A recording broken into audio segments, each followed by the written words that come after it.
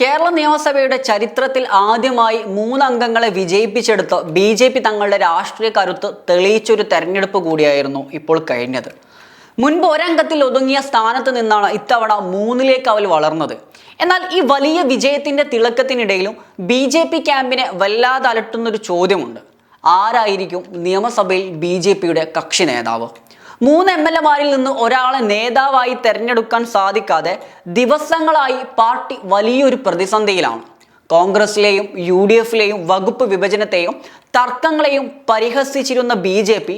സ്വന്തം വീടിനുള്ളിലെ ഈ ഗ്രൂപ്പ് വഴക്ക് എങ്ങനെ പരിഹരിക്കുമെന്നാണ് നമുക്ക് കണ്ടറിയേണ്ടത്. കേന്ദ്രത്തിൽ ഭരണം കിട്ടിയതോടെ കേരളത്തിൽ ബി.ജെ.പിയുടെ ഗ്രൂപ്പ് പോര് പണ്ടത്തേക്കാൾ ശക്തമായിരിക്കുകയാണ്. വോട്ട് കൂടുന്ന സമയം, സീറ്റ് കൂടുന്ന സമയം, നേതാക്കൾ തമ്മിലുള്ള കടും പിടുത്തവും കൂടുന്നു എന്ന ആക്ഷേപം ശരിവെക്കുന്ന തരത്തിലാണ് നിലവിലെ സാഹചര്യങ്ങൾ. നിലവിൽ ബി.ജെ.പി. സംസ്ഥാന അധ്യക്ഷൻ കൂടിയായ രാജീവ് ചന്ദ്രശേഖറിന് ഈ പദവിയിൽ കൃത്യമായൊരു കണ്ണുണ്ട്. താനാണ് തെരഞ്ഞെടുപ്പിൽ പാർട്ടിയെ മുന്നിൽ നിന്ന് നയിച്ചതെന്നും തൻ്റെ കോർപ്പറേറ്റ് ശൈലിയിലുള്ള തന്ത്രങ്ങളാണ് ബി.ജെ.പിക്ക് ഈ 3 സീറ്റുകൾ നേടിയെടുത്തതെന്നുമാണ് അദ്ദേഹത്തിൻ്റെ പക്ഷം.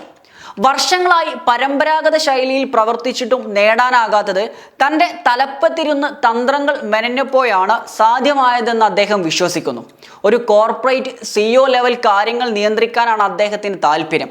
അതുകൊണ്ട് തന്നെ സംസ്ഥാന അധ്യക്ഷൻ കൂടിയായ താൻ സ്വാഭാവികമായും നിയമസഭാ കക്ഷി നേതാവാകണമെന്നും സഭയിൽ പാർട്ടിയുടെ മുഖമായി എഴുന്നേറ്റ് നിന്ന് സംസാരിക്കാൻ തനിക്ക് സാധിക്കുമെന്നും ചന്ദ്രശേഖർ വാദിക്കുന്നു. ചില നേതാക്കൾ ഈ അടുത്ത് ഇംഗ്ലീഷിൽ സത്യപ്രതിജ്ഞ ചെയ്ത സമയത്ത് പൂർണ്ണമായും ഇംഗ്ലീഷ് സംസാരിക്കുന്ന രാജീവ് ചന്ദ്രശേഖരൻ തനിക്ക് മലയാളം നന്നായി വഴങ്ങുമെന്ന് തെളിയിക്കാനാണ് പച്ച മലയാളത്തിൽ സത്യപ്രതിജ്ഞ ചെയ്തത്. മലയാള ഭാഷയിലുള്ള തൻ്റെ പരിമിതികളെക്കുറിച്ചുള്ള വിമർശകരുടെ വായടപ്പിക്കാനുള്ള ഒരു തന്ത്രം കൂടിയായിരുന്നു അത്. പാർട്ടിക്കുള്ളിലെ വിഭാഗീയത ആളിക്കത്തിയിരിക്കെ ഒരു CEO സ്റ്റൈൽ ഏകാധിപത്യ ഭരണം തന്നെയാണ് നല്ലതെന്നാണ് രാജീവ് ചന്ദ്രശേഖരന്റെ ചിന്ത. എന്നാൽ മറുഭാഗത്ത് നിൽക്കുന്നത് ചില്ലറക്കാരനല്ല, വി മുരളീധരനാണ്. കേരളത്തിലെ ബി.ജെ.പി. രാഷ്ട്രീയത്തിന്റെ അടിവേരുകൾ നന്നായി അറിയുന്ന നേതാവ്. പാർട്ടി കോർ കമ്മിറ്റിയിൽ ഭൂരിഭാഗം പേരുടെയും പിന്തുണ വി മുരളീധരനാണ്. ചെറുപ്പകാലം മുതൽ തന്നെ RSSന് വേണ്ടി ജീവിതം മാറ്റിവെച്ച് താഴെത്തട്ടിൽ നിന്ന് വളർന്നു വന്ന രാഷ്ട്രീയക്കാരനാണ് അദ്ദേഹം. അതുകൊണ്ട് തന്നെ ബി.ജെ.പിയിലെയും RSSലെയും ഭൂരിഭാഗം സാധാരണ പ്രവർത്തകരുടെയും പിന്തുണ സ്വാഭാവികമായും അദ്ദേഹത്തിനാണ്. അദ്ദേഹം MLA ആയി ചുമതലയേറ്റ ശേഷം നടത്തിയ വാർത്താ സമ്മേളനം ഇതിനൊരു വ്യക്തമായ സൂചന കൂടിയാണ്.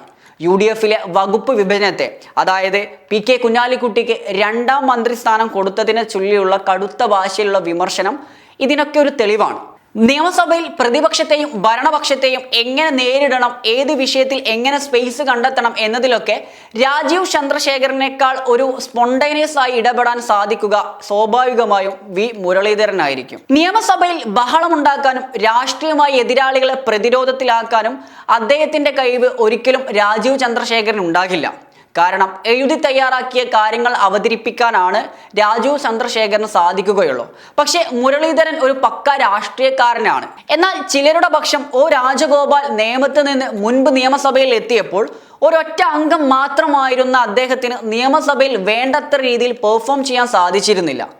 പക്ഷേ അതിൻ്റെ ഒറ്റ കാരണം എന്ന് പറയുന്നത് അത്രമാത്രം അദ്ദേഹത്തിന് സമയം കിട്ടിയിരുന്നില്ല എന്നുള്ളതാണ്. ഇനി സ്വാഭാവികമായിട്ടും 3 അംഗങ്ങൾ ഉണ്ടെങ്കിലും നിയമസഭയിൽ ബി.ജെ.പിക്ക് സംസാരിക്കാൻ വളരെ കുറഞ്ഞ സമയം മാത്രമേ ലഭിക്കുകയുള്ളൂ.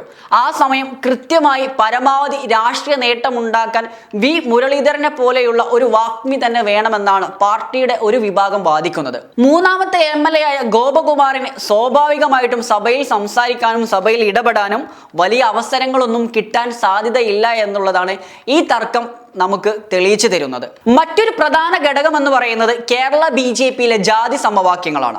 സവർണ പിന്നോക്ക വിഭാഗങ്ങൾക്കിടയിലുള്ള അദൃശ്യമായൊരു വേർതിരിവ് ബി.ജെ.പിയിലെ സ്ഥാനമാനങ്ങൾ നിർണ്ണയിക്കുന്നതിൽ എപ്പോഴും വലിയ പങ്കു വഹിക്കാറുണ്ട്. വി മുരളീധരന് കീഴിൽ നിയമസഭയിൽ ഇരിക്കാൻ താൻ തയ്യാറല്ല എന്നൊരു ശക്തമായ സൂചന കൂടിയാണ് ചന്ദ്രശേഖർ ഈ വാശിയിലൂടെ നൽകുന്നത്. ഭരണമാറ്റമില്ലാത്ത സംസ്ഥാനമായിട്ടും, അതായത് ഭരിക്കാൻ സാധിക്കാത്ത സംസ്ഥാനമായിട്ടും ഇത്രയേറെ ആഭ്യന്തര തർക്കങ്ങൾ നടക്കുന്ന മറ്റൊരു പാർട്ടി കേരളത്തിലില്ല. അതുകൊണ്ട് തന്നെയാണ് കേരളത്തിൽ പലരും BJPയെ CJP അഥവാ കേരള ജനതാ പാർട്ടി എന്ന് വിളിച്ച് കളിയാക്കുന്നത്. രണ്ട് നേതാക്കൾ മുൻപ് കേന്ദ്രമന്ത്രിമാരായിരുന്നു, രാജ്യസഭ MP മാരുമായിരുന്നു. ജനങ്ങൾ നേരിട്ട് വോട്ട് ചെയ്ത ഒരു സഭയിലേക്ക് ഇരുവരും ആദ്യമായാണ് എത്തുന്നത്. അതുകൊണ്ട് തന്നെ ആരാണ് കൂടുതൽ കേമൻ എന്നൊരു ഈഗോ പ്രശ്നം ഇതിന് പിന്നിലുണ്ട്. രാജീവ് ചന്ദ്രശേഖരനൊപ്പം തിരുവനന്തപുരത്തെ സുരേഷിനെ പോലെയുള്ള ചില വിശ്വസ്തരായ ആളുകൾ മാത്രമാണുള്ളത്. എന്നാൽ മുരളീധരന് പിന്നിൽ പാർട്ടിയുടെ പരമ്പരാഗത വോട്ട് ബാങ്കും സംഘടനയുമുണ്ട്. ഈ സാഹചര്യത്തിൽ ഒരു ഒത്തുതീർപ്പ് ഫോർമുല എവിടെയായിരിക്കും? സംസ്ഥാന പ്രസിഡന്റ് പദവിക്ക് പുറമെ നിയമസഭാ കക്ഷി നേതാവ് പദവി കൂടി മുരളീധരൻ വിട്ടു നൽകിയാൽ പാർട്ടിയിൽ രണ്ട് അധികാര കേന്ദ്രങ്ങൾ ഉണ്ടാകുമെന്ന ഭയം കൂടെ നിലനിൽക്കുന്നുണ്ട്. കോൺഗ്രസിലെയും UDFിലെയും ആഭ്യന്തര കലഹങ്ങളെയും വകുപ്പ് വിഭജനങ്ങളെയും ദിവസങ്ങളോളം പരിഹസിച്ച BJP ഒടുവിൽ സ്വന്തം വീടിനുള്ളിലെ തർക്കത്തിൽ ഗ്രൂപ്പ് തർക്കത്തിൽപ്പെട്ട് ഉത്തരം മുട്ടി നിൽക്കുകയാണ്. വെറും 3 അംഗങ്ങളെ വെച്ചുകൊണ്ട് ഒരു നേതാവിനെ തെരഞ്ഞെടുക്കാൻ UDF എടുത്തതിനേക്കാൾ കൂടുതൽ സമയം BJPക്ക് 2 നേതാക്കളുടെ കാര്യത്തിൽ ആവശ്യമായി വരുന്നു എന്നുള്ളത് പാർട്ടിക്കുള്ളിലെ വിഭാഗീയത എത്രത്തോളം രൂക്ഷമാണ് എന്നുള്ളതിൻ്റെ തെളിവാണ്. വരും ദിവസങ്ങളിൽ ആരാണ് കേരളത്തിൻ്റെ BJPയുടെ കക്ഷി നേതാവ് എന്നുള്ളത് നമുക്ക് കണ്ടറിയാം.